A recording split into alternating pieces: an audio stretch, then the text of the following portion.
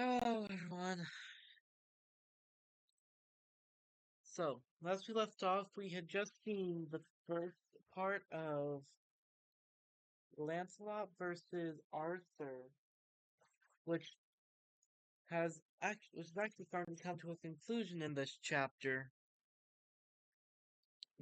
I decided to go to the end of this chapter and then go two more chapters this time around so I can get a more in-depth look. So let's go back to the beginning of this chapter.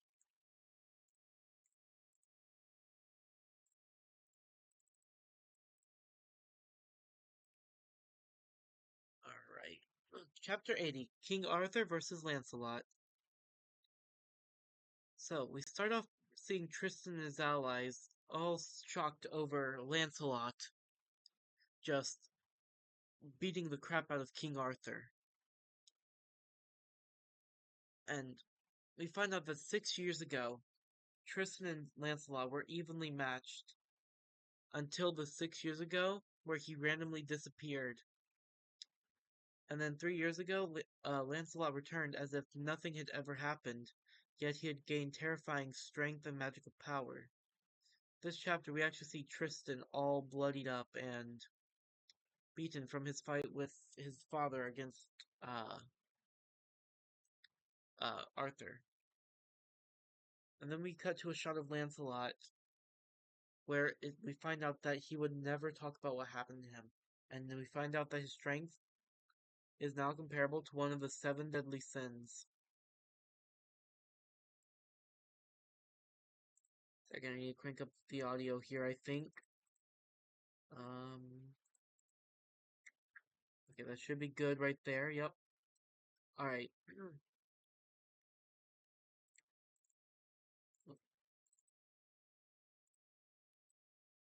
And then we see Arthur actually kick Lancelot off of him. And then he just gets pinned down again, I'm thinking? Maybe? No. Okay, I think this right here might be out of order, but just to be safe, I'll go here. So, Lancelot taunts him, telling him to use his right arm, which was the arm that was not bitten off by cats in the previous series, if you have seen it. And so he then swung at Lancelot, but Lancelot jumped out just in time because of his fairy maneuvers. Well, his fairy powers, I mean. And then we see that the secret to his strength is mind reading. He has great fighting and reaction speed, but he falls short of Meliodas. I'm thinking this is a bit of a taunt from King Arthur, trying to downplay Lancelot, making him feel worse about himself. But then he seems to praise Lancelot because because King Arthur knows that he can read his mind. So he's praising Lancelot on that fact and being able to do that.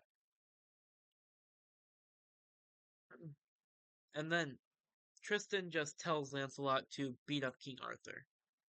But Lancelot, just like his father, does not like the peanut gallery. So he just told Tristan to shut up. Then we see Lancelot take a sword from King Arthur and prepare to use it against him, as King Arthur prepares to launch a full-out assault, leaving after him just behind him. But one thing he did not account for is the ability Shining Road of Lancelot's, which hits him square in the face, it looks like, which proceeds to shatter Lancelot's sword, as everyone looks upon him, thinking that they have won. But then we find out that he lived that attack.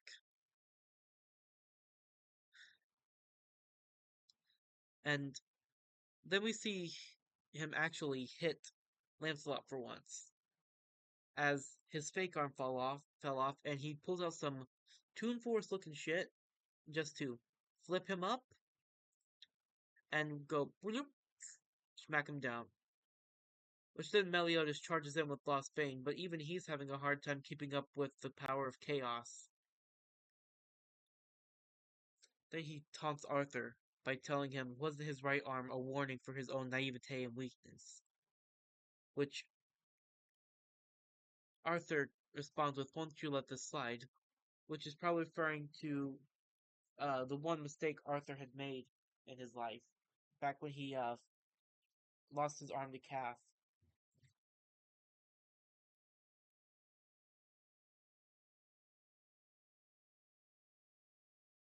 Which was a very interesting time. And then we see his entire right arm has been turned into chaos, which of which is absolutely horrifying. Nothing more than a nightmarish monstrosity, it looks like.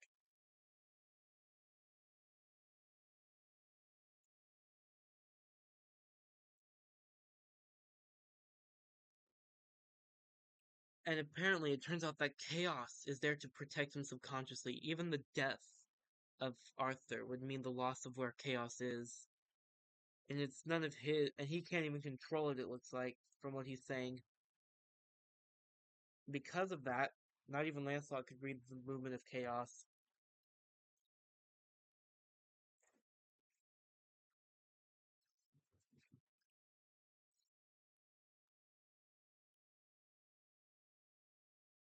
And we see that, and then we cut over to some of the knights, and they can't tell if it's real or it's an illusion made by King Arthur.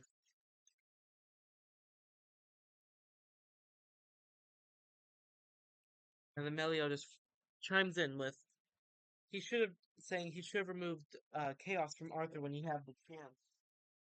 Which honestly, I personally thought would be a good idea to have made it so that way Arthur couldn't be the king of chaos. But he just had to be it for the plot. So, but then he sees that Lancelot is finally taking this seriously and that he's still alive.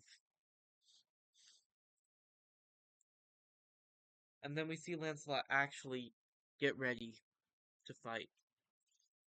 As his magical force increases, we see Arthur actually shook as from the sky comes the giant ship of Camelot and his holy knights. And we find out that there are powerful aggressions coming from three different places. Fairy King Harlequin and his wife Deanne in the Fairy King's forest. Bon from Fenwick, another Fairy King's forest, and Gother from Dalflair. Which, fun fact, Gother is in fact one of my favorite of the Sins. I can't decide which one I like more between him and Bon, but Gother is still one of my favorites. And then we see that people are wanting to actually go to Camelot. And then we see Ironside, I believe this is, talking to King Arthur, telling him what would happen if Arthur got defeated. Besides, Arthur gave him a mission, which he has already gotten done, apparently. I'm sorry if this just seems a little weird. I'm not the best with talking without this. I'm not really the best at writing scripts either, so I just don't really write scripts. It's just hard for me to do. But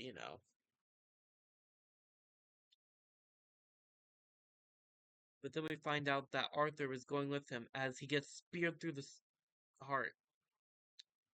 Everyone seems to get angered and surprised. But then we hear Arthur say, "Sir Meliodas, I'll see you soon," as he disappears into the darkness. And he declares war on the four knights. Alright, that's the first chapter. Let's see. This chapter should be chapter 81. The battle is over.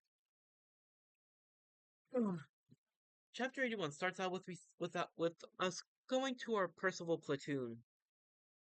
We see Percival is jumping on the bed as everyone is getting ready for bed. Noskian's in more of a feminine outfit than what they usually wear, I mean.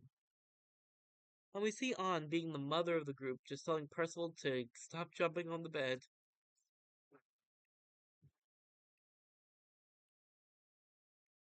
Along with that, we also find out that they're also getting new clothes because they just had to rip up their old ones that were just perfectly good and dandy, you know. But no harm, no foul. And then Percival, being Percival, not really knowing that boys and girls should be separated when it comes to bathing, suggests that they all go in the bathhouse together. But we realize that An is not happy because the holy knights that risked their life for the people of this country, the people wanted to leave and go to Camelot. But then we find out that Percival actually saw his grandfather. We can't, and he couldn't tell if it was real or an illusion, but he gets how they feel. You would also understand that if you had lost a loved one, a lover or a parent, and this guy came to you and offered you to come and work for him just for you to get them back. Except Arthur was offering them leisure without war. So the worst part is Percival couldn't even fight Meligoland or King Arthur. He's the one who did not help.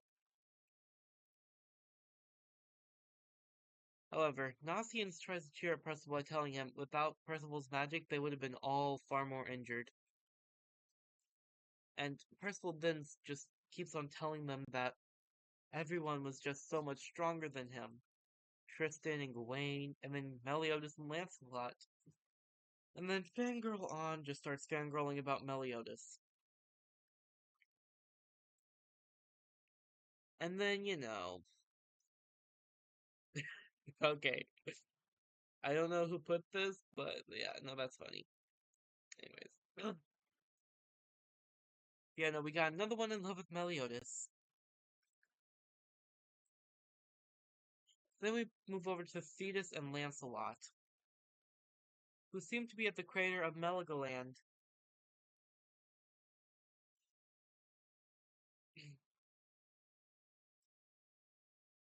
Because once again, the commandments had to have been some of the hardest things for them to fight. Actually, maybe now we can actually see Grey Road now that we've seen Melascula and Galland, who were the last two actually alive. It's not technicality. Galland didn't die last time. What happened was he got shattered and his commandment got removed, but he was still alive, from I do believe. Melascula just got her power taken, so. But the sacrifices from this battle were 2 holy knights, 3 giants, 7 fairies, and 1 prisoner. See Chaos, Galland, and Melascula laying down in the dirt. And we see that Thetis is the reincarnation of Dedieri from the past series. I'm not exactly sure really what to say about this because this really isn't much I know about. But we do see that Thetis was talking to Lancelot about letting the assassin get away as and then Lancelot tried to come up with a lie of like I couldn't lift the magical restraint you set up, so there's another choice but let him kill him. Which then they lost their foothold for getting to Camelot. Mind reading and understanding feelings are two different things, which one of them Lancelot can't read. Then we move over to seeing the message that uh Jericho told Lancelot earlier in the series, where we found out that the 30-year-old Jericho was in love with the 16-year-old Lancelot. And then we find out that the 10-year-old uh Guinevere told Lancelot that she is his lover. And then he decided to go visit her. We see Tristan training in the Leonis' courtyard with Jade and Kion sitting right there next to him, watching him train.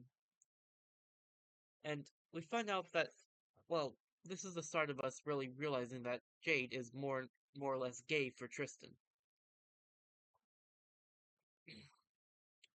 And we see him go through the different memories he has with his father. And we see Meliodas cheering on Lancelot, which really hurts Tristan's pride. And then we move over to Gawain, who is currently not dealing with this well because of what what Arthur said to her in the last few chapters. And she wants her grandma and grandpa to hold her tight. Here we see them and we see Lancelot knock on the group's door, asking them if they want to grab a bite. But he finds out that they're asleep, so he'll try again tomorrow. See the cutest little photo of all of them together. I suppose that will be the end of this one. I really did enjoy this. This is something I actually enjoy talking about because I'm in love with the Four Knights of the Apocalypse and Seven Deadly Sins. Regardless of what Nakaba's editors have made him put in, it is genuinely something I love so much. And that's not even a joke of how much I love this series. Well, thank you all for watching. Don't forget to like and subscribe if you enjoy this content. I do plan on tackling more manga stuff in the future. I do also plan on covering the anime at one point. So, that's another thing on my bucket list to do. Thank you all for watching, and I will see you next time.